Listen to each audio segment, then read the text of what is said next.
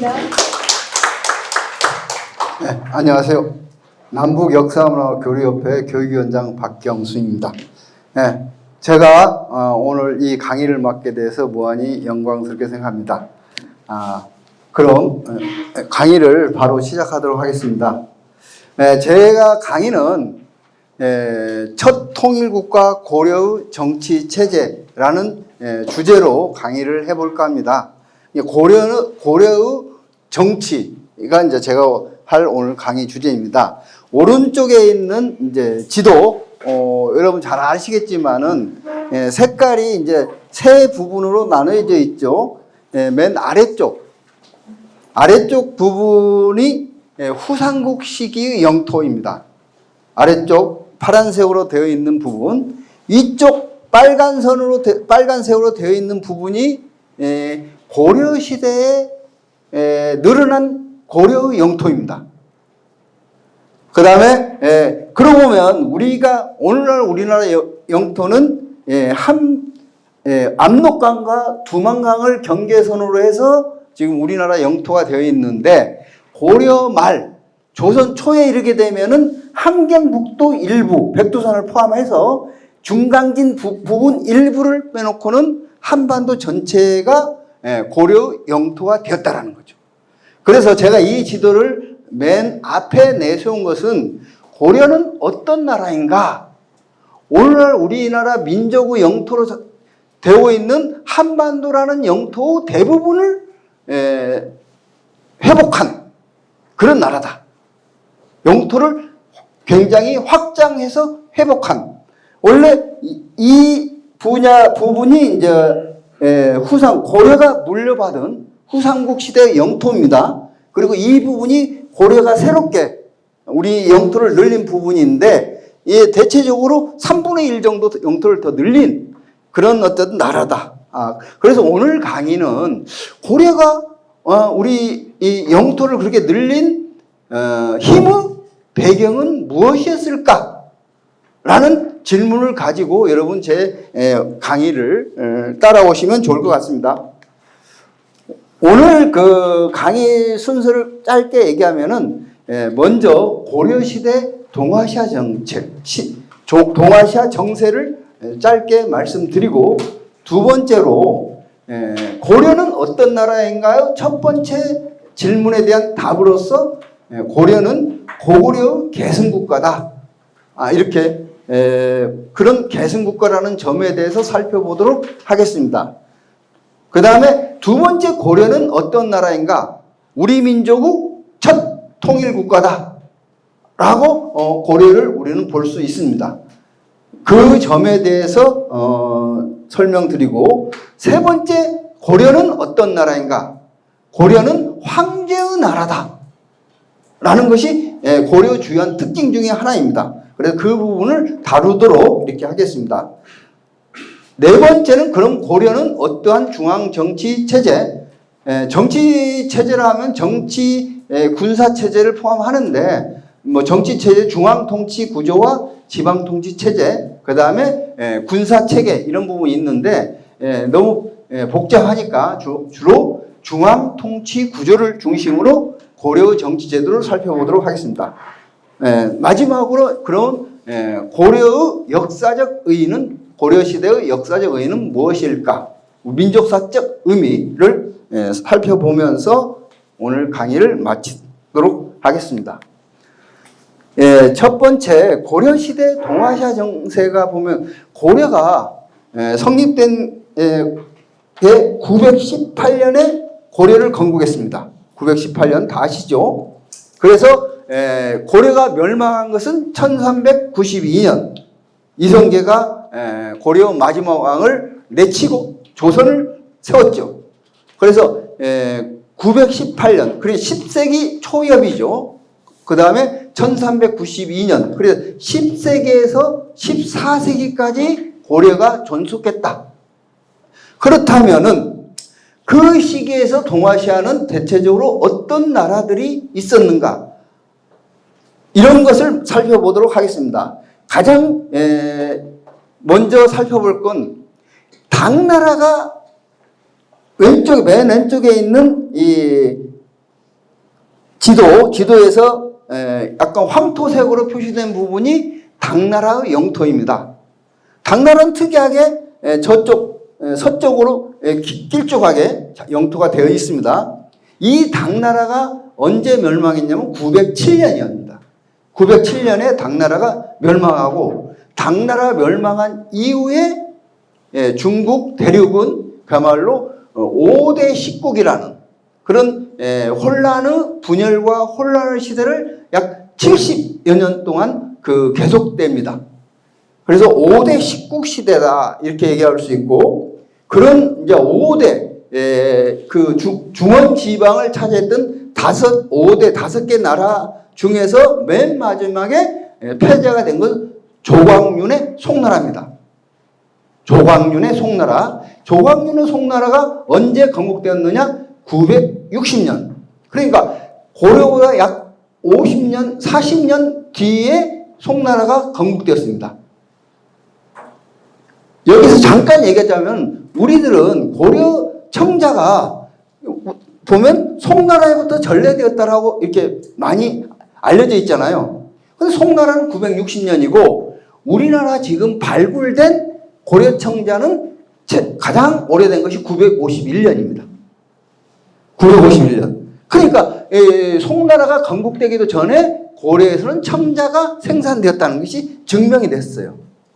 그래서 송나라에서 청자가 건너왔다는 설은 이제는 성립될 수 없는 거죠. 자, 그것은 좀 약간 빗나간 얘기고, 그래서 960년이고 5대 식국 중국을 송나라로 통일한 것이 978년입니다. 978년. 그리고 약 71년 정도가 이제 5대 식국 시대가 진행된 겁니다. 그런데 978년에 이제 송나라 중원을 통일했는데, 그 사이에 5대 식국 시기에 거란이 916년에 건국됐어요. 고려보다 2년 전에 거란이 건국되어 가지고 926년에 발해를 멸망시킵니다.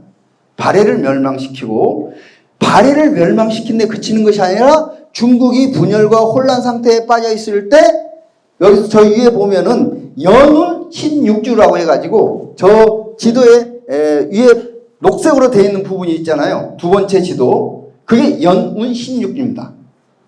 그래서 송나라 통일하기 전에 송나라에 침략을 해가지고 연운 신육주를 차지했어요. 송나라가 중국을 통일한 이후에 978년 이후에 당연히 연운 신육주를 되찾기 위해서 거란과 전쟁을 합니다. 거란, 요나라. 그런데 결국은 전쟁에서 연운 16주를 되찾지 못하고 일부 영토를 더 뺏긴 상태 속에서 1004년에 전년에서 서로 맹약을 합니다. 전년이란 지역에서 서로 화평 조약을 맺습니다. 평화 조약. 이 1400년이 전년의 맹이라고 얘기합니다. 물론 여기에서 둘 다 황제의 나라라고 이제 주장하고 있었는데, 보통 전쟁을 하게 되면 너는 나의 제후국이다 해가지고 종속관계가 형성됩니다. 그런데 송나라와 요나라는 종속관계가 형성되지 않고, 그럼 대등한 관계로 하자. 근데 송나라의 왕이 거란의 왕보다 나이가 많으니까 형님의 나라라고 얘기하자. 그래서 송나라가 대접을 받는 것처럼 여러분 느끼시겠지만은, 대신에 해마다 거란에 대해서 요나라의 일정한 이제 선물 형식이지만 실제는 공물을 바쳐라 이거예요. 곡식과 여러 가지 금은 보화들을 바쳐라. 그러면 실제로 누가 전쟁에서 졌습니까? 송나라가 진 것이죠. 송나라가 졌습니다. 이게 전년음행이 1004년이고, 여기다 막대한 새 선물이라는 형식으로 보내는 것으로 인해서 송나라 재정에 큰 부담이 초래됩니다. 그리고 1400년에 이제 했는데, 처음에는 이제 거란이라는 나라는 우리 한반도의 북서쪽입니다. 북서쪽에 있는 거고, 한반도 바로 북쪽에 있는 세력이 무슨 세력이냐면 여진 세력입니다. 여진 세력은 그동안에 있어서 한반도 일부하고 한반도 주로 요즘 얘기하면은 그 연변 조선족 자치주, 그 다음에 연해주, 이런 쪽에 이제 여진족이 살고 있었는데, 여진족이 1115년 그 이전까지는 통일된 국가가 없었어요. 부족 체제였어요. 그래서 무슨 여진 이렇게 이제 흑수말갈, 옛날 여진족 전에는 말갈족이라 했잖아요. 말갈족이 흑수말갈, 무슨 말갈 이런 식으로 되어 있었고, 발해가 있을 때는 발해의 속령, 종속된 그 관계로 유지됐습니다. 그래서 이런 상태인데, 발해가 멸망한 지 1115년에 금나라는 이름으로 여진이 국가를 만들게 되면서 거란을 1125년, 15년, 10년 만에 거란을 멸망시켜버립니다. 그래서 이 북조국 패자가 되어가지고 당연히 이 송나라에 대해서 침략을 하게 됩니다. 송나라 침략에 성공해가지고 1126년 건국된 지 11년 만에 송나라 수도였던 개봉이 어디 있냐면은 좀 여기 카이퐁이라고 하는 부분이 있죠. 이것을 이제 송나라 수도였습니다. 개봉을 함락시키고 그 당시 황제를 비롯한 왕족들을 포로로 잡아가 버립니다. 그래서 송나라는 부득불 이 남쪽에 있는 임안이란, 지금 얘기하면 항저우 지역이고, 이건 상하이 근처입니다. 상해 근처로 수도를 옮기고, 이때부터 남송시대다 이렇게 부르게 됩니다. 이것을 가리켜서 1126년 11월 개봉이 함락된 날을 해서 송나라는 치우고 날 해가지고 이것을 정강의 변이라고 부르고 있습니다. 이렇게 해서 여러분 잘 보시면은 거란이 나라를 세워가지고 동북아 북쪽 지역에 이제 중국 북쪽 지역 패자가 되면서 중국으로 침략해가지고 송나라를 일부를 연운 16주를 집어삼킵니다. 그 다음에 금나라가 다시 나라를 세워가지고 송나라를 침략해서 송나라를 남성으로 밀어버립니다. 그 다음에 새로 등장하는 것이 여러분 잘 아는 몽골, 징기스칸은 아예 1279년에 송나라를 멸망시키게 됩니다. 송나라를 멸망시키고, 몽골 제국은 이 동아시아뿐만 아니라 전 세계를 거의 다 장악하는 대제국을 형성하게 됩니다. 그러면은 우리가 고려가 있었던 이 고려 시대에 거란과 여진과도 싸우고 몽골과도 싸웠습니다. 송나라와 싸웠던 적들도 우리 다 싸웠어요. 그런데 송나라는 거란과 싸워서 물론 5대 십국 시대의 연운 16주를 빼앗겼지만은 거란과 싸워서 영토를 빼앗기고, 금나라와 싸워서도 영토를 빼앗기고, 몽골과 싸워서 완전히 나라가 멸망해 버립니다. 이게 송나라입니다. 그러면 고려는 어땠는가? 이걸 여러분 잘 주시하면서 오늘 강의를 들으시면 좋겠습니다. 먼저 고려는 고구려를 계승한 나라라는 점에 대해서 살펴보도록 하겠습니다. 고려 건국자는 왕건, 이건 여러분 잘 아시죠? 왕건은 어떠한 사람인가? 왕건은 고구려의 어쨌든 유민이다. 고구려가 멸망한 것이 668년이고, 왕건의 가계로서 가장 7대 이제 조상, 7대 조상이 그 백두산의 호경 장군이 백두산 지역에서 개성지방으로 내려와서 개성지방에 있는 그 당시 송악이죠. 좌곡마을에 있는 여자와 결혼해서 이제 송악에서 이제 정착했다.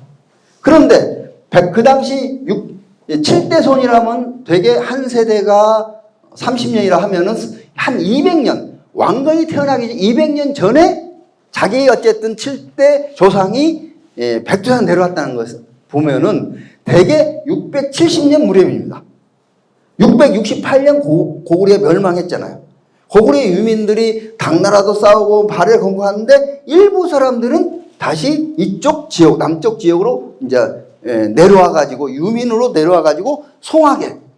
그 당시 송악 지역도 역시 고구려 땅이었죠. 나중에 이제 고구려가 멸망할 당시에는 물론 한강 이쪽 지역은 신라가 차지했지만은 충주, 뭐 춘천 이런 경북에 있는 안동 이런 지역까지 거의 고구려의 영토였습니다. 고구려 영토였기 때문에 그래서 백두산 호경 장군인데 여기는 재미있는 그 설화가 전해져 내려옵니다. 백두산 호경 장군이 어느 날 활을 잘 쐈습니다. 고구려 사람들이 활을 잘 쏘잖아요. 활에서 이웃 사람들 9명과 함께 10명이 사냥을 갔는데 그날 날이 어두워져 가지고 일단 동굴에서 하룻밤 수경을 하기로 했어요. 그런데 이 동굴 앞에 갑자기 어마어마하게 큰 호랑이가 나타나더니 동굴 안에 있는 사람들을 위협하는 겁니다. 그래서 이 호랑이를 어떻게 대처할까? 서로 논의 끝에 자 그러지 말고 어차피 이 앞에 호랑이 있는데 우리가 물리쳐야만 되는 거 아니냐. 그럼 누가 먼저 가서 싸우느냐. 이런 논의에서 그러면 순서를 정하자. 순서를 정하는 데 있어서 각자 자기 소지품 모자를 던져가지고 호랑이가 물면 그 모자를 물면 그 모자의 주인공이 맨 1번으로 가서 싸우자 했는데 모자를 다 던졌는데 이 호경 장군 모자만을 호랑이가 물었더라 이거죠. 그래가지고 호경 장군이 칼을 들고 동굴에 우렁창 함성을 지르며 달려나갔어요. 동굴에서 나가자마자 호랑이는 사라져 버렸습니다. 사라지고 그 당시에 그 뒤에 있는 동굴이 와르르 쾅 무너져 가지고 그 9명이 압사해 버렸습니다. 이런 설화가 이제 고려의 어쨌든 연역을 다루는 역사책에 기록되어 전해져 내려옵니다. 그래서 이 설화는 호경 장군이 백두산 지역에서 내려와 가지고 그 지역 주민들과 갈등도 있었고 외래이니까 또 그 과정 속에서 융화되는 과정을 그런 상징적으로 그렇게 묘사한 거 아니겠느냐 이렇게 이제 해석을 하고 있습니다. 그리고 또 두 번째는 그 송악 지방에 내려와서 거대한 부호가 됩니다. 그 집이 어느 정도 부자였냐면은 자기 할아버지 왕건 할아버지 때 무슨 공사를 해야 됐는데 되게 이게 군 사람들을 동원을 합니다. 군. 이제 군 크기는 오늘날 군과 약간 차이가 있겠지만, 두 개 군 사람을 동원할 정도면 어마어마하게 그 지역의 어쨌든 호족 출신이라는 것을 알 수가 있지 않겠습니까? 그런데 그래서 첫 번째 왕건은 고구려 유민이자 대부호다. 송악 지역의 대부호다. 그 다음에 또 한 번 이제 그 할아버지가 작제건이라는 분이 있어요. 할아버지의 아버지, 왕건의 할아버지 아버지는 중국의 무슨 왕이었다는 썰이 있는데 이것은 이제 고려 사람들도 그건 너무하다, 그렇지 않다 라는 썰이 이제 다수인데 이런 썰도 있었어요. 그래서 작제건이 그 왕건의 할아버지가 어느 날 그 배를 타고 중국으로 가려고 사람들하고 더불어서 이제 서해 바다를 건너는데 서해 바다가 갑자기 폭풍우가 몰아쳐 가지고 배가 앞으로 가지도 못하고 뒤로 물러서지 못하고 약 3일 동안 꼼짝할 수 없었다.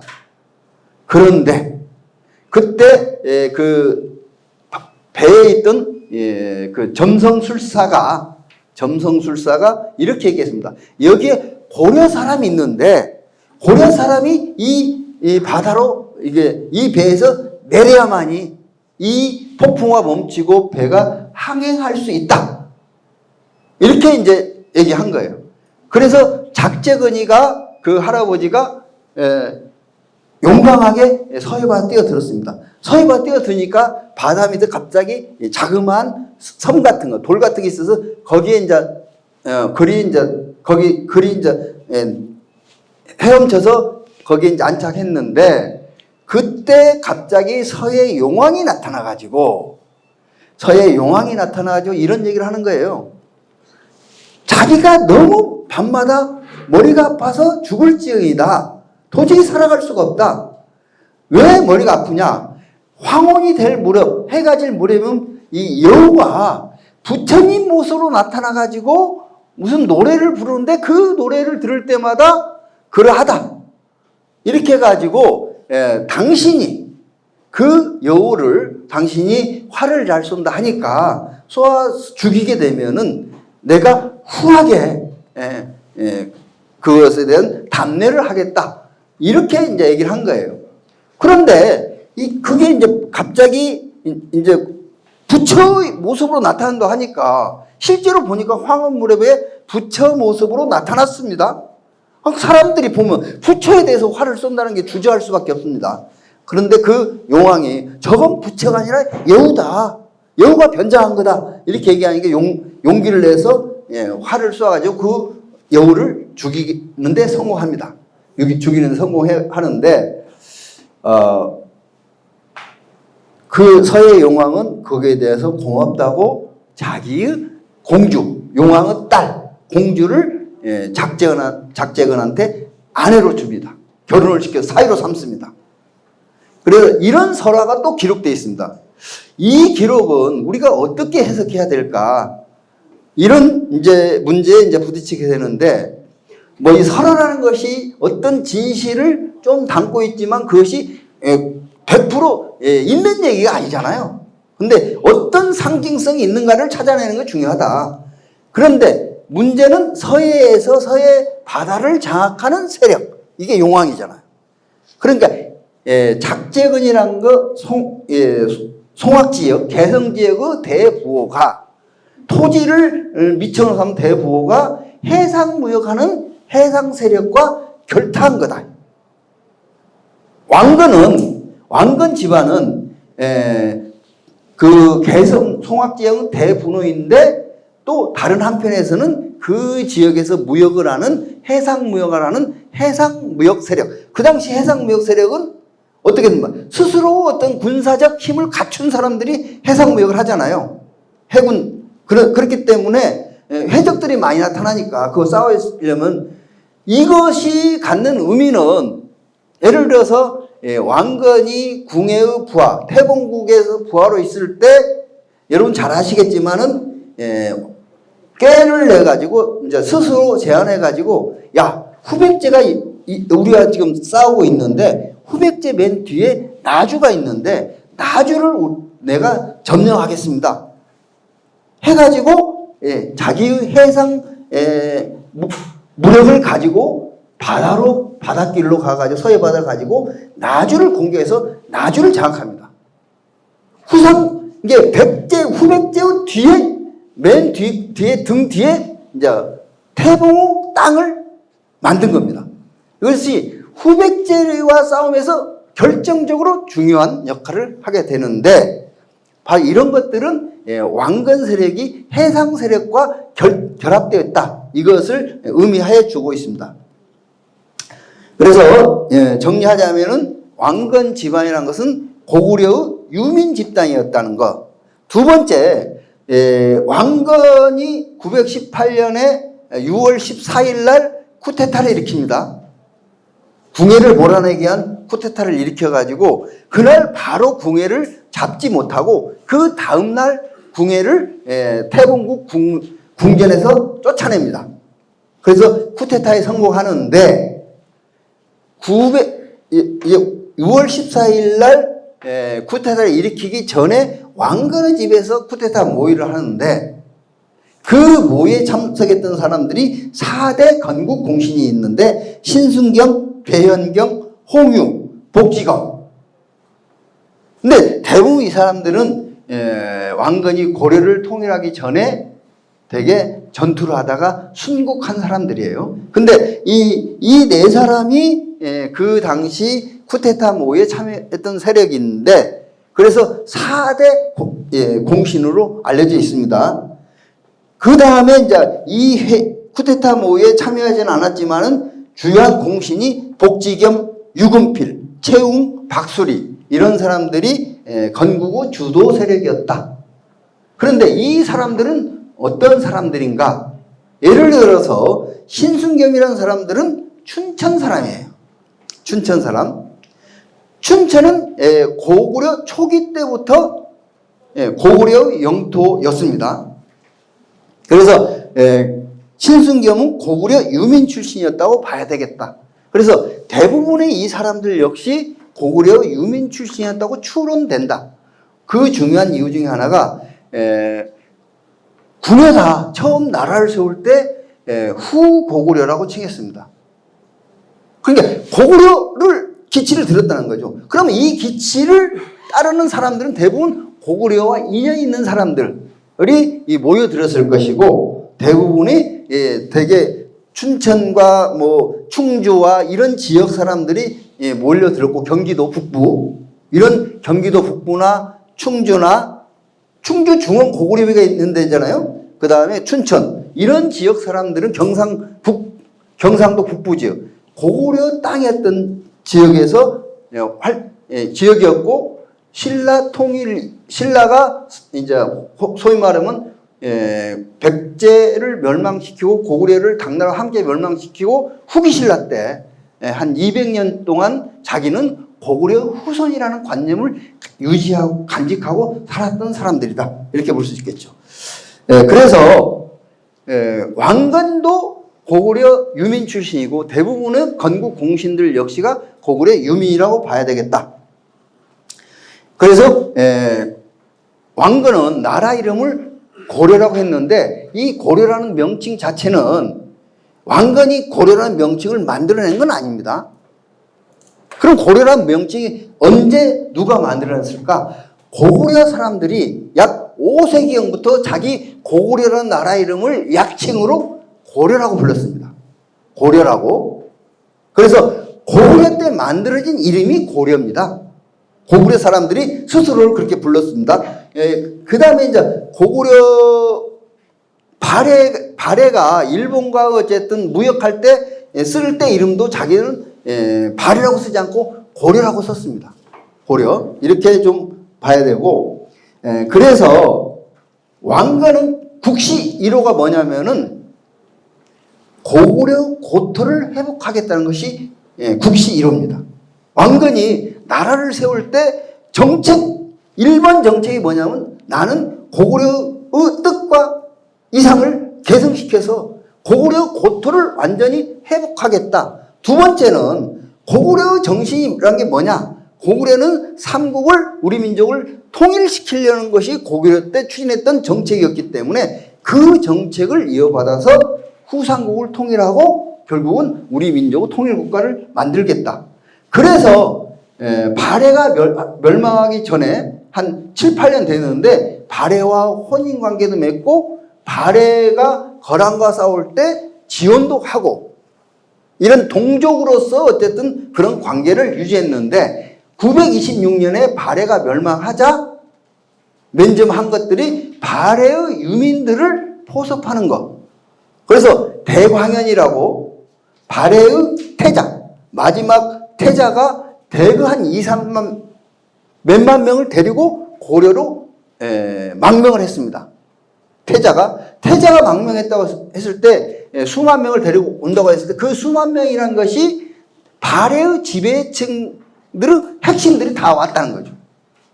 학자들도 왔을 것이고, 이제 승려들도 한 600여 명이 왔다 합니다. 승려들, 그 다음에 도자기 기술자들, 뭐 여러 가지로 다른 기술자들, 수공업자들, 이런 유학자들, 이런 사람들이 대거 고려로 망명했다. 그래서 후삼국을 통합하고 발해의 유민을 포섭하는 것 자체가 고구려 뜻과 이상을 계승하는 그런 거고, 영토 회복 추진 과정을 놓고 본다면은 왕건이 918년에 이제 고려를 세운 첫 사업이 평양 개발 정책이었습니다. 그 당시 평양은 어떤 상태였냐면 신라의 영역이 대동강 밑에까지입니다. 신라의 영역이었고 대동강 건너서 원래 평양성이 있던 지역에는 신라의 영토가 아니었고 그래서 국경선이 대동강이 국경선이었습니다. 그렇기 때문에 어떻게 되겠어요?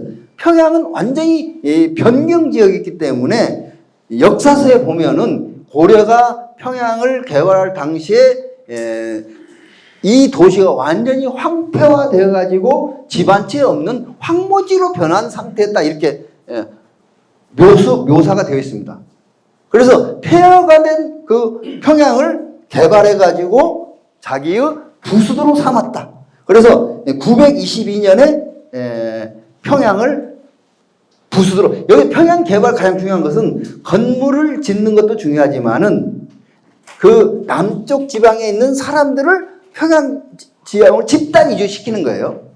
새로운 북방 영토를 개척하게 되면은 그 지역으로 이제 남쪽 지역의 주민들을 집단 이주시켜서 그 지역을 주민화하는 거. 이게 중요한 거죠.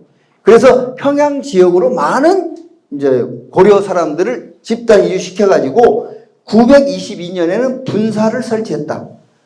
부수도를 정했다는 거예요. 분사가 뭐냐면은, 예를 들어, 그 고려 행정기구가 있을 거잖아요. 중앙통치기구가.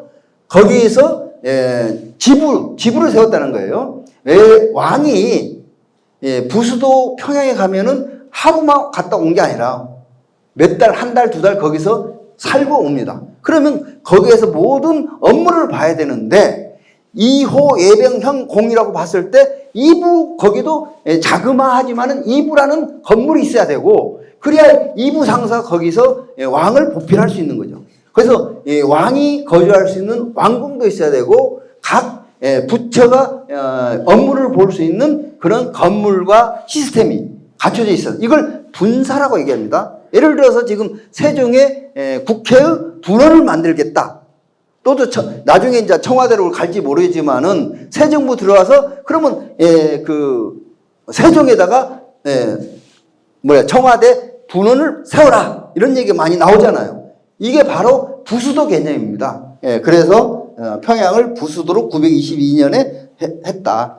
그 다음에 거란과 전쟁할 들어가기 직전까지 77개 성을 쌓았다. 대동강 이북 지역에. 그것은 청천강 이남이 1단계, 청천강 이북 압록강까지 2단계. 그 다음에 강원도 동북부 지역으로 유군피를 보내서 920년에 고람진성을 쌓았다. 그러니까 건국돼서부터 대동강과 원산이라는 그 후기 신라 국경선을 북쪽으로 확장해 나갔다는 거예요. 진출해 나갔다는 거예요. 이것이 첫 정책이고 그로 인한 고려의 영역 변화는 다음 주 강의 때 여기 좀 상세하게 할 겁니다. 이게 이제 고려의 어쨌든 그 개성국가라는 것이 갖는 의미는 고려 뜻과 이상을 이제 개성 발전시키고 고토 회복 정책을 썼다. 두 번째는 고려는 우리 민족의 첫 통일국가. 뭐 이건 여러분들이 이제 요즘에는 다 상식으로 받아들여지고 있잖아요. 근데 저희가 이제 어렸을 때는 그 다음에 통일신라라는 개념을 썼습니다. 그런데 요즘 듣자건데 고구려 국사교과서 같은 데는 시대는 통일신라 시대라고 쓰지 않고 남북국 시대. 이제 예를 들어서 후기 신라와 발해가 공존했던 우리 민족의 두 개의 국가가 공존했던 남북국 시대라고 쓰는데 내용에 들어가면 통일신라라는 말을 쓴다 합니다. 그래서 지금 아직까지 통일신라는 개념이 사라지지 않았고 우리 의식상에는 신라와 통일신라 이렇게 이런 두 가지 개념이 들어와 있다는 거죠. 그래서 이 차제에 통일신라로는 쓰지 말자. 왜 그러냐면은 통일신라로는 신라는 통일할 의지도 없었고 삼국 통일할 의지가 없었다는 거예요. 능력도 없었다는 거. 의지가 없었다는 것은 두 가지 예를 들을 수 있습니다. 648년에 김춘추와 당태종이 밀약을 맺는데 당나라와 우리 신라가 힘을 합해서 백제와 고구려를 멸망시키게 되면은 고구려 땅은 너희 당나라가 차지하고 우리는 대동강 이나무 백제 땅만 차지하겠다 이렇게 약속을 하게 됩니다. 그래서 삼국통일 의지가 있다면은 당연히 그런 약속을 하지 않았겠죠. 실제로 보면은 이쪽 왼쪽 지도를 보면은 대동강이 왼쪽 이쪽까지가 있는 것이고 676년 여러분 아시겠지만은 668년에 고구려가 멸망한 직후에 당나라는 당태종은 그 김춘추와 약속을 완전히 백지화하면서 어떻게 했습니까? 백제를 완전히 자기 직할지로 만들고 웅진 도독부를 설치하고 심지어 경주에까지 자기 도독부를 설치하려고 했습니다. 그래서 참다 못한 신라는 고구려 유민들과 함께 힘을 합해가지고 당나라와 전쟁을 했습니다. 이걸 신라와 당나라 나당 전쟁 670년부터 676년까지가 나당 전쟁 시기다 이렇게 얘기합니다. 그런데 실제로 보면 나당 전쟁에서 가장 큰 역할을 했던 것은 고구려 유민 세력입니다. 뭐 이건 차치하고 676년에 당나라는 압록강 북쪽으로 전부 다 철수했습니다. 그래서 당나라는 그 이후로 압록강 남쪽으로 건너온 적이 없어요. 뭐 그때부터 발해가 건국될 때까지 대동강에서 압록강까지는 주인 없는 땅이었어요. 그럼에도 불구하고 신라는 우리는 당태종과 약속을 지킬 거다. 대동강까지는 우리 땅, 대동강 원산선 해서 그 이북으로 한치도 확장할 생각을 하지도 않았다는 거예요. 결국 이것은 뭐냐면은 삼국통일할 의지가 전혀 없었다 이렇게 볼 수 있는 거죠. 그런 세력이 그리고 실제로 보면은 여러분 이건 다 아시겠지만 후기 신라하고 발해 두 개의 나라가 공존했기 때문에 우리 민족의 국가들이 하나로 통합되지 않았다는 거, 두 개의 국가가 공존하고 있었다는 거, 이런 것으로서 통일시라는 개념은 잘못되었다. 그런데 이것은 다 학계에서도 인정하지만은 관행적으로 이제 통일시라 말쓰면서 마치 최초 통일 국가가 신라인 것처럼 인식하는 경향이 불식되지 않고 있다. 그래서 신라는 첫 통일국가 될 수 없고 고려가 첫 통일국가였다라는 것. 이것은 세 가지 측면을 볼 수 있는데 첫째는 고구려 뜻과 예산 개성에서 후삼국을 통합해서 발해와 결국은 한 나라로 만들어 나가겠다는 의지를 확고했다는 것.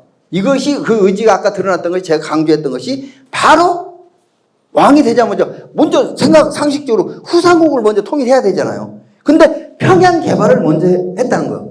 이것은 자기의 정책적 의지가 고구려 고토 회복이 1번 순서다. 이런 의지가 있었다는 거죠. 그래서 이런 점에서 고려는 우리 민족의 단일한 통일 국가를 건설할 뚜렷한 의지와 뜻을 가지고 있었다. 두 번째는 실제적으로 후삼국을 통일했다는 거예요. 후삼국을 통일했고 고구려 영토를 쭉 회복해가서 제가 맨 앞에서 보인 지도 속에서 한반도 거의 전부를 회복해 나갔다는 거죠. 일관된 정책으로 추진해 나갔다. 세 번째는 민족사적으로 보면은 발해가 멸망한 이후에 우리 발해 유민들이 대체로 한 15만 명이 이제 고려로 통합되면서 우리 분열되던 민족이 하나로 통합이 되었다. 그래서 우리 민족의 전통과 사상과 과학기술과 문화 이런 점에서 하나의 통합적인 문화를 고려가 형성했다는 것. 이런 점들이 그 고려가 첫 통일국가라고 보는 근거죠. 첫 통일국가의 민족사적 의의를 보면은 국토와 주민을 통합하고 민족을 대표하는 첫 통일국 출연했고 두 번째가 중요한 겁니다. 아까 제가 고려 시기에 동아시아 정세를 얘기할 때 송나라와 고려는 처지가 비슷했다는 말씀 드렸죠. 결국은 고려와 송나라 저 북쪽 지역, 이 만리장성 북쪽 지역에 그 이전에는 부족들이 분열되어 살던 부족들이 하나의 국가를 만들면서 통일돼 가지고 강대한 이쪽 지역은 평소에 말 타고 사냥하는 그런 종족들이었기 때문에 하나 국가를 만든다는 것은 강력한 무장력을 형성할 수 있는 거예요. 김하병을 통해서. 그러면 거란도 고려와 40년 전쟁을 했잖아요. 송나라도 거란과 전쟁에서 결국은 굴욕적인 공물을 해마다 보내기로 약속하면서 타협한 거예요. 그런데 만약에 거란이 고려에 처음에 쳐들어왔을 때 80만 대군으로 쳐들어왔어요. 그런데 만약 이 80만 대군, 전투력이 강한, 송나라도 어쩌지 못한 그런 강한 대군이 쳐들어왔을 때 마차 그 당시에 우리가 통일된 고려가 없었다면 어떻게 생각합니까? 후삼국으로 분열되어 있었다면은 우리끼리 싸우고 있었다면은 한반도 전체가 거란의 말발굽 아래에서 그냥 사라졌을 거란 말이죠. 이런 것들이 결국은 전 민족적 역량을 결집할 수 있었고 반해서 투쟁에 승리할 수 있었고 민족 독립국가를 유지할 수 있었다는 거예요. 특히 거란과 전쟁에서 유명한 혁혁한 공을 낳은 장수들 상당수는 대부분 아니겠지만 발해 유민 출신이었어요. 그들이 거란에 대한 분노가 얼마 컸지 않겠어요? 원래 발해 국가. 그들이 용감히 싸웠다는 거죠. 이것이 고려가 후삼국을 통일하고 발해 유민을 끌어들여 가지고 민족의 단합된 역량을 만들므로써 우리 민족이 독립국가로서 이제 유지할 수 있었던 거다. 뭐 마찬가지 거란과 몽골 전쟁은 마찬가지죠. 세 번째는 민족적 역량을 결집해 가지고 통일적 하나의 민족이 분열되어 있으면 그 분열된 민족은 필연적으로 서로 통일하기 위한 싸움이 계속됩니다. 예를 들어서 중국대를 보면은 한 나라가 나중에 이제 삼국지 시대가 있잖아요. 삼국 시대에 진나라 다음에 이제 통일국가 되었지만은 당나라가 통일을 합니다. 나중에. 그래서 5대 십국 시대 분열되니까 또 통일 전쟁을 합니다. 그러면은 중국에서는 필연적으로 이런 분열되었을 때 하나의 나라를 세우기 위한 통일 전쟁을 하는데 우리 민족은 그냥 삼국이 분열되면 통일 전쟁 안 하겠습니까? 근데 우리 역사학자들은 주로 그때는 우리 민족의식이 없었기 때문에 한 민족이라는 그런 관념이 없었다. 그래서 하나로 통일하려는 그런 의지가 나올 수가 없다. 이렇게 해석하는데 그건 저는 그런 견해를 반대합니다. 이건 토론해 볼 문제죠. 그래도 우리는 단군의 후손들이라는 하나의 공동체적 의식 이런 것들이 있습니다. 그래서 하나 민족이 하나 국가로 통일됐을 때 그 민족이 발전할 수 있는 호기가 된 거죠.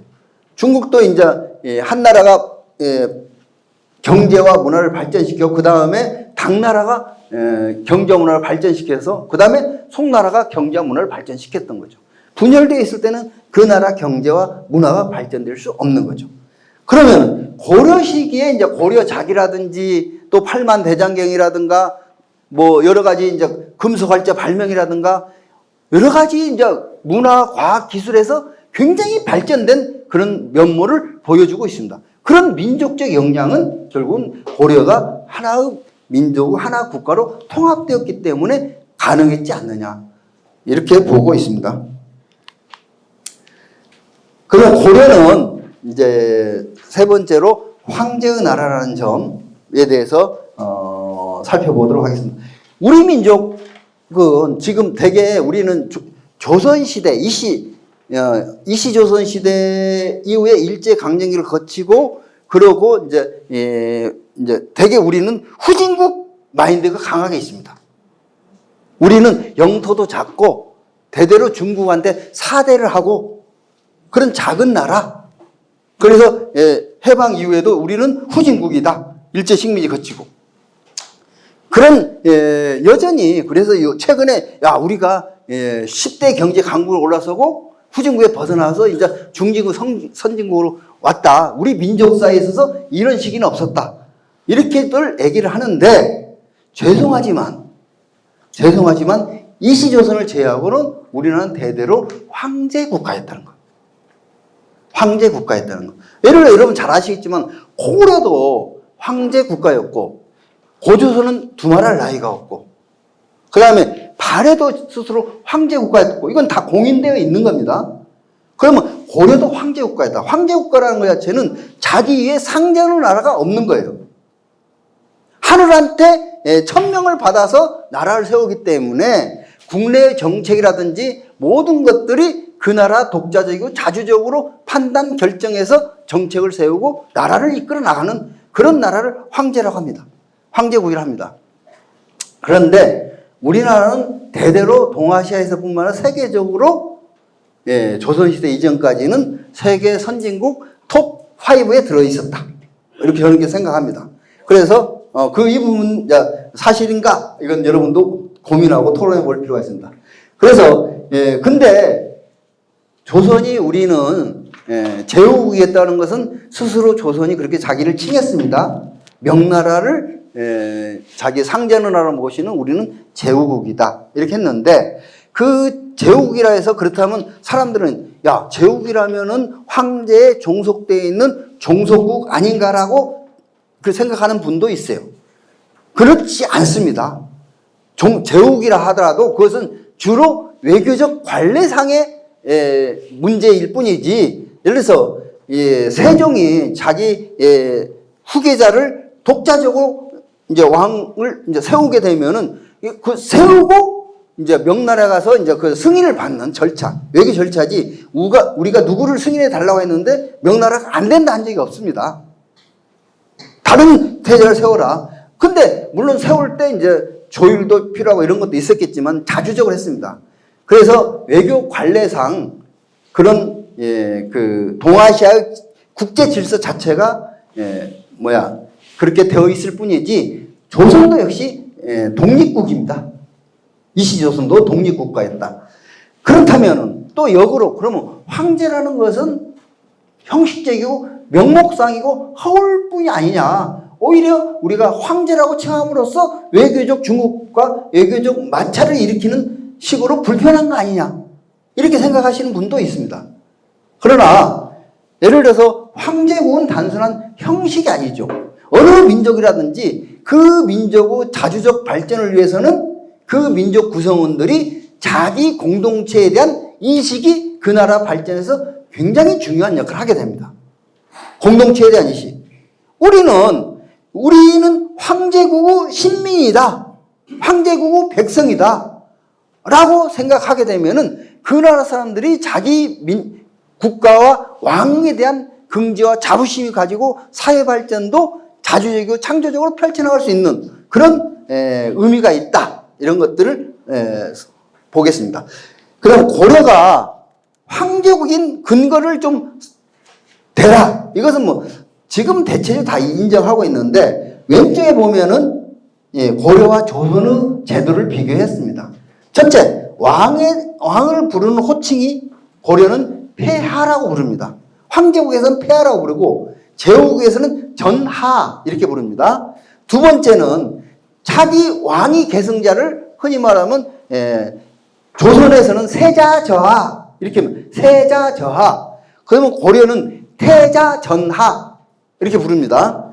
그 다음에 왕의 어머니를 고려는 태후라고, 황제국은 태후라고 하고 제후국은 대비라고 합니다. 임목대비, 무슨 대비 이런 말을 쓰잖아요. 그 다음에 왕이 내리는 명령서, 조서, 이걸 조서라고 문서라고 하는데 이거 조칙제 이렇게 보고 제후가 조선에서는 이걸 교라고 합니다. 그 다음에 중앙통치제도는 좀 이따 하던 삼성육부인데 조선은 의정부 육조라고 합니다. 상설한 표현을 쓰지 않아요. 그 다음에 원구가 무슨 뜻이냐면 그 나라에서 국가적 제사를 지내는 행사를 지낼 때 하늘의 제사를 지내느냐 못 지내느냐. 그러면 고려는 원구를 시행했습니다. 하늘의 제사를 지내는 이런 것을 시행을 했습니다.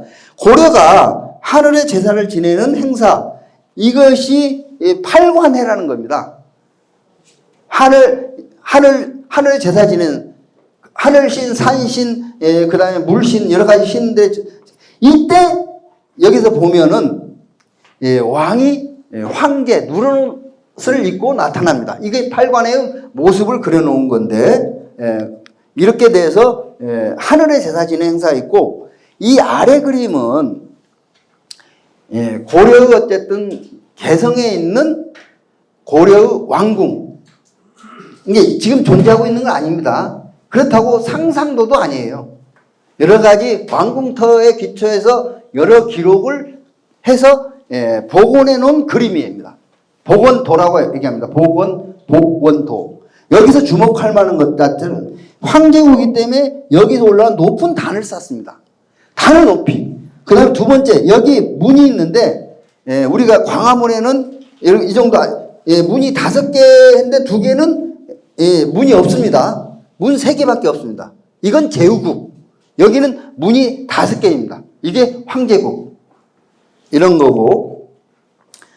그 다음에 이제, 황제국인 것은, 이건 이제 사서에 이런 것들이 나오는데, 그 사서는 좀 믿을 수가 없다. 이런 사람들한테 그러면 실물적으로 이걸 제시하면 믿겠느냐라고 했을 때 주요하게 고려시대에 만든 탑들이 있어요. 절에 보면 탑들이 있는데 탑에 쓴 글씨가 그 글 중에서 황제폐하라는 글이 나오는 탑이 있는 것이 고달사 원종대사 해진탑비. 이 경기도 여주에 있는 절입니다. 여기가 해진탑비가 있고 두 번째 조서 칙서 제서라는 그 글이 나온 것이 봉암사. 이게 봉암사는 문경에 있는 절입니다. 정진대사 원오락비. 이 비석에 저런 그것을 금성문이라 하죠. 돌에 새긴 글자에서 나오게 됩니다. 그래서 이것은 빼박 증거라고 얘기할 수 있죠. 그 시대에 쓴 그런 글이기 때문에. 그다음 중요한 것 자체는 고려 수도를 황제가 있는 도에서 황도라고 서도, 평양을 서도라고 부릅니다. 그 다음에 아까 왕이 황색도포를 그린 거죠. 국가 기구와 체계로 봤을 때 제 황제의 나라는 왕들이 많이 있어요.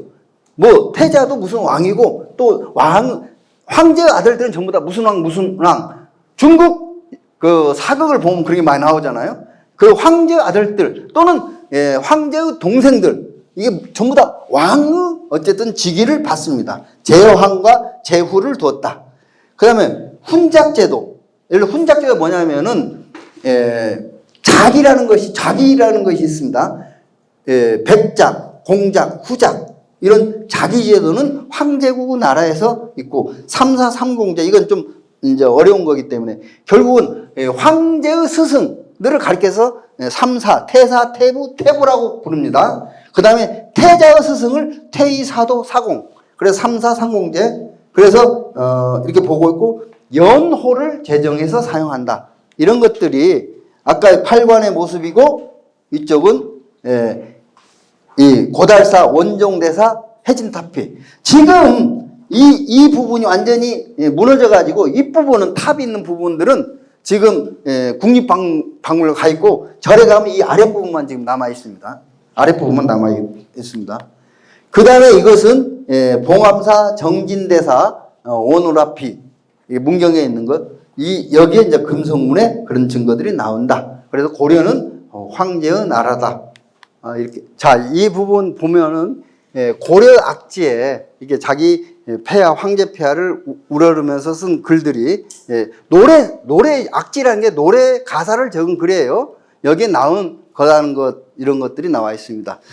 지금 1시간이 다 돼 가는데 고려 정치의 특징과 의미를 여러분들 간단히 말씀드리면서 약 10분 정도 더 사용하겠습니다. 원래 1시간을 이제 목표로 했는데, 고려 정치체제, 제도 특징을 보면은 첫째는 고려는 호족연합국가입니다.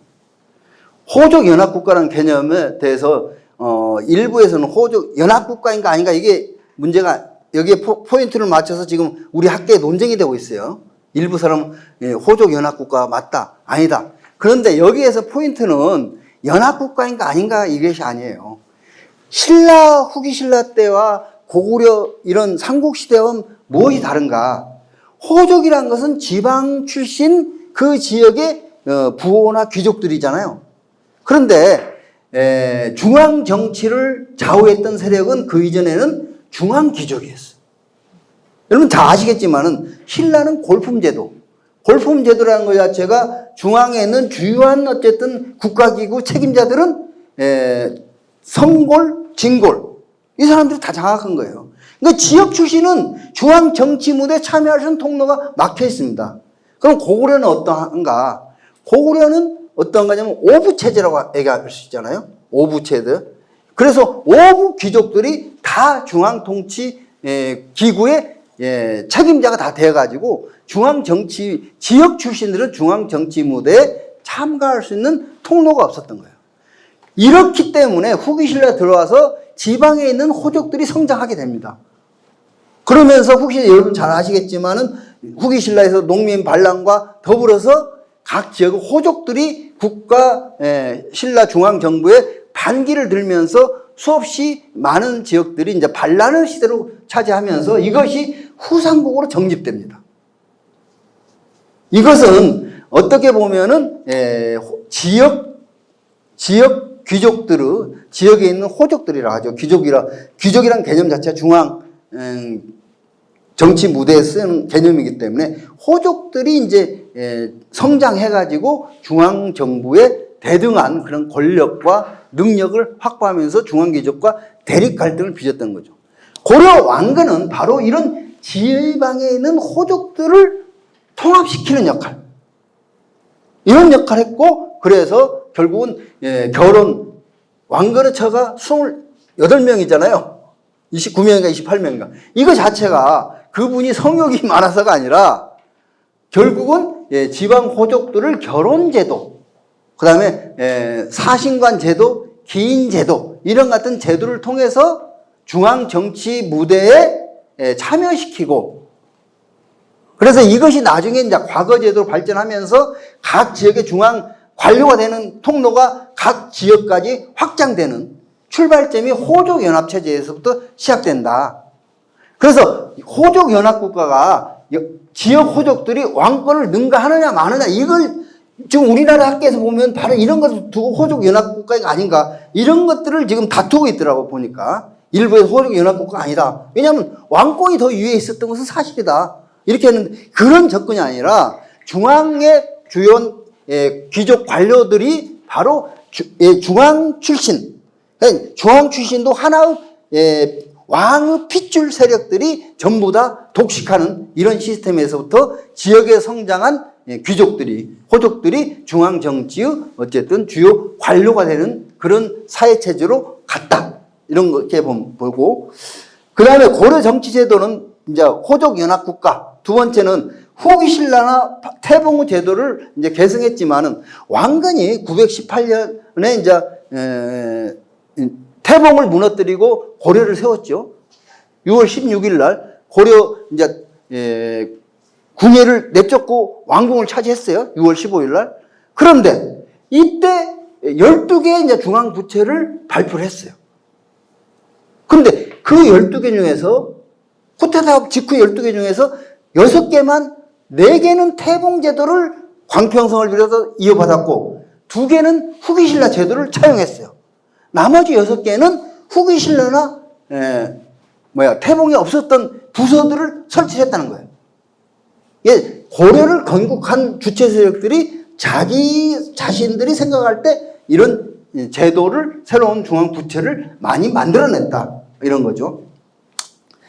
그 다음에 고려 정치는 어쨌든 귀족 정치의 특징은 제추제도와 도병마사 제도를 통해서 잘 드러난다. 여기서 제추제도를 여러분 아셔야만이 고려 중앙 정치가 어떻게 굴러가는가. 우리가 드라마 같은 거 보면은 이렇게 왕이 수십 명을 모아놓고 회의를 하잖아요.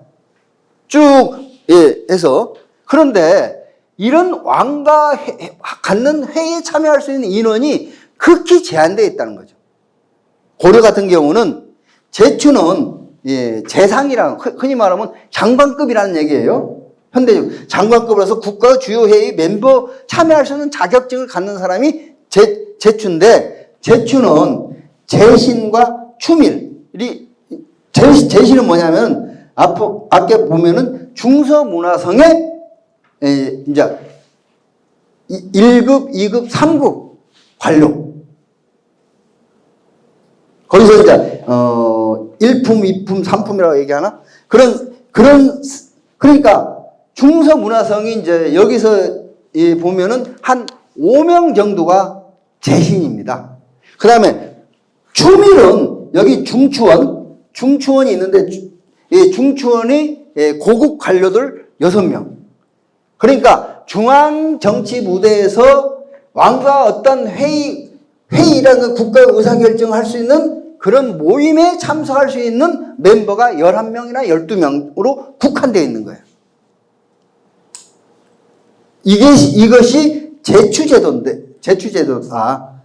3품과까지 국정에 참여할 수 있다. 이 제추제도를 잘 이해하셔야 되고, 중앙통치제도를 보면은 삼성육부제를 차용하고 있고, 이 삼성육부제도는 동아시아에서 당나라에서 처음으로 삼성육부제를 만들어냈어요. 그럼 고려도 당나라 제도를 참작해가지고 삼성육부제를 도입을 했는데 발해도 삼성육부제였어요. 그런데 고려 삼성육부제는 당나라와 다른 특징을 가지고 있었다. 자, 당나라는 육부라는 게 이호, 예병형, 공입니다. 이부, 예부, 호부 이런 것들이 육부인데 육부를 통할하는 당나라에서 사람이 상서령입니다. 상서성 책임자, 상서령. 그래서 당나라는 상서성이 국정의 어떤 최고 권한을 가지고 있는 기구입니다. 그런데 고구려는 상서성이 아니라 중서문화성이 국정의 최고 기구가 되는 거예요. 국정 최고 기구라는 것은 이 단위에서 모든 왕과 더불어서 국정의 전반적인 것을 정책을 토론하고 정책을 결정하고 그래서 왕명이 만들어지는 그 과정에 참여하는 거죠. 국가회의. 그리고 육부를 관할하는 기능도 상서성이 도포를 보면은 왕명이 상서성을 통해서 이런 육부로 전달되는 그런 시스템이 있지만은 이 상서령이 이부를 장악 관할하지는 못하고 있어요. 고려는. 당나라는 상서령이 이부를 이 육부를 장악해서 관할하고 있는데 고려는 아까 말한 건 재신들이 각각 이부, 병부, 호부, 예부, 공부를 책임자를 선정을 합니다. 예를 들어서 이걸 판서제도라고 합니다. 판사제도. 그래서 이부 책임자는 중서문화상에 누구 이렇게 이제 직책이 있어요. 이 사람은 이부 판사가 된다. 그리고 누구가 병부 판사가 된다. 그 사람들이 여기서 정책을 결정하면은 명령서는 이쪽을 통해서 오지만 그 집행 과정 전반을 장악 지도하는 게 아까 재신들이라는 거죠. 제추들이라는 거예요. 그러면 아까 그다음 중서문화성과 상서성이 있는데 여기서 좀 시간이 없기 때문에 그런데 왜 보면 고려는 중서문화성과 상서성이 두 개인데 왜 삼성육부제로 하느냐? 이것도 논쟁이 있는데 이 복합성이라고 보는 거예요. 중서문화성이라는 것 자체는 중서령이 있고 문화시중이 있습니다. 문화시중이 요즘에 국무총리가 문화시중이에요. 그 당시. 그런데 중서령이 또 있어요. 그래서 내부적으로는 중서성과 문화성이 나눠져 있는 시스템이다. 그래서 외형제 형태는 중서문화성의 명칭을 쓴다. 왜 그렇게 했는지는 잘 학자들마다 논쟁이 되어 있습니다. 그 다음 특징이 뭐냐면은 여러 번 암기하고 있는 것은 제가 이제 암기하고 있는 지금 고등학교 때 외웠던 게 지금도 있어요. 이호예병형 공이에요. 그렇죠? 이것이 당나라 때고 발해도 그렇습니다. 고려는 이병호형 F입니다. 여기 특징은 병부가 이부 담이에요. 이부는 인사를 다루기 때문에 당이. 근데 여기서 중요한 것은 호부보다 병부가 앞에 있다는 거예요. 두 번째는 예부보다 형부가 앞에 있다는 거예요. 문체를 다루는 사람들은 법과 형벌이 아니라 뭔가 교화를 통해서 이제 예절과 교화 이런 걸 앞세운다는 말이죠. 그런데 고려는 형부를 앞세웠다. 이게 고려 특징이다. 병부와 형부, 이것을 고려를 계승하는 고려 어쨌든 정책적 의지의 반영이다 이렇게 보는 거예요. 고구려는 상무기풍이 강하잖아요. 상무기풍이 강하고 무예를 중시하고 군사를 중시하는 기풍이 있어요. 그렇기 때문에 고려도 군사를 중시하는 기풍. 이게 이 순서가 단순히 그냥 순서가 아니라 이부 상서가 병부 상서보다 더 높은 그 급이에요. 서로 간에 서열이 있는 거예요. 이 서열이 있는데 이게 이제 고려 정치의 특징이다. 중추원은 요즘 얘기하면 청와대 비서실이라고 얘기할 수 있죠. 비서실 플러스 청와대 그 경비를 담당하는 게 뭐죠? 경호처. 이게 중추원이라 생각하면 되고, 왕명을 전달하거나 군사 기밀을 다루거나 궁궐을 지키는 거. 그 다음에 어사대는 요즘 얘기하면 감사원. 그래서 감찰과 풍기당속. 그 다음에 3사는 회계 업무를 담당하는 거. 이것이 중앙 건데, 여중에서 이제 도병마사와 식목도감은 회의기구예요. 도병마사는 뭘 다루냐면 군사 문제를 다루는 회의고, 아까 말한 것처럼 도병마사에 참여할 수 있는 멤버는 아까 말한 것처럼 제추들이 참여하는 거죠. 식목도감은 외교라든가 그 다음에 여러 가지 의식, 국가의 의식들을 다루는 거. 여기서 보면은 식목도감은 외교라든가 장례 이런 걸 다루는 거고, 도병과 군, 이것이 귀족 민주주의 시스템, 요즘 날에는 입법 기능까지도 담당하고 있는, 국회 기능까지 일부 담당하고 있습니다. 이때는 삼권 분립 체제가 아니었으니까. 자, 여기까지 왔고, 마지막으로 지역 지방 통치 구조는 어떤가, 이 부분에서 5도 양계, 이건 여러분 알고 계시죠? 양계라는 게 북계와 동가 있고, 서해도, 교주도, 양광도, 전라도, 경상도. 우리가 흔히 얘기하는 경상도, 전라도는 이때부터 거의 비슷하게 그 영역을 차지하고 있었고, 여기서 포인트는 뭐냐면은 이 고려시대는 지방관을 파견하는 게 거의 없었다는 거예요. 그러면 그 지역에 이제 호족들이 지방관의 직위를 주고 니네가 통치를 해라. 이런 식으로 임해 주는 거죠. 지역 출신한테. 그러면 제대로 통치하는가 안 하는가 이런 것들을 살피기 위해서 알렴사라는 이런 임시로 이제 순회하는 관직이 있습니다. 알렴사들이 내려가 가지고 통치를 잘하나 파악하는 거고. 근데 중앙에서 파견한 지역 장관이 있는 게 북계와 동계죠. 이들은 군사 장군들이 그 지역 책임자가 돼 가지고 지역을 통치합니다. 중앙에서 파견된. 왜 그러냐면 이 지역은 군사 지역이죠. 이쪽은 일본 쪽에서는 해적들이 있고 이쪽은 북방에서 침략해 들어오기 때문에 5도 양계, 양계라는 이름을 쓰는 것 자체는 바로 군사 중심의 지역 지방 통치 구조다. 그래서 우리가 지방관을 전국 각지에 파견하게 된 게 아마 조선시대에 들어와서 또 세종 때부터일 겁니다. 세종 때. 이 정도가 이제 고려 중앙통치 구조를 설명드리고 시간이 많이 됐기 때문에 마무리하겠습니다. 이게 마무리하면서 고려는 이러한 나라다. 아까 처음에 제시한 지도를 여러분 다시 보여준 겁니다.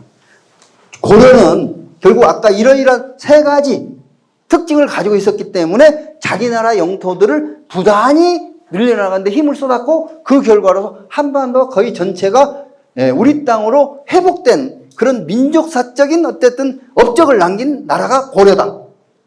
그래서 민족 통일국가를 형성해서 민족 전체의 역량을 결집해가지고 외세의 침략을 극복하고 민족적 번영을 이룩하고, 이 민족적 번영이라는 것이 코리아라는 식으로 병난도 이런 건 좀 나중에 나오겠죠. 고구려 어떤 개성국가라서 고구려 뜻과 이상을 개서 고토회복 투쟁을 통해 영토 확장에 성공한 나라. 그 다음에 황제 국가로서 자주역 외교정도 대적 이상이 높아진 그런 나라가 고려다. 아까 예를 들어서 제가 서두에 중국 송나라 한번 비교해보자. 송나라는 전쟁 한번 치를 때마다 국토가 쪼그라들고 결국은 나라가 망했지만, 고려는 전쟁 한번 치를 때마다 자기 땅을 넓혀나간 나라였다. 이런 것이 이제 이런 힘의 원천이 고려가 갖는 어떤 표방하는 기본 정책, 황제의 나라다 또는 고구려를 개성한 나라다라는 이런 정책들이 그런 힘으로 되지 않았을까 이렇게 생각합니다. 이것으로서 오늘 강의를 마치도록 하겠습니다.